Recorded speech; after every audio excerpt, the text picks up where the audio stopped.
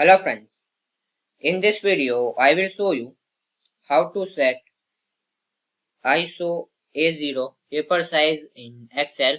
So guys, this is very easy to set this paper size in Excel. So firstly you need to click on here page layout. Now click on size. Now here you need to find this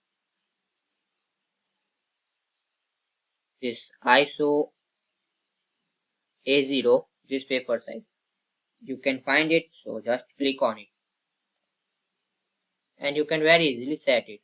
If you not find here, you can try this more paper sizes. Just click on it. Now here paper size, click here and you need to scroll it at the last and you find this ISO A0, this paper size. Select it, click on OK. So this way you can very easily set this paper size in Excel. So thanks for watching this video. Please like, share and subscribe this channel for more useful videos.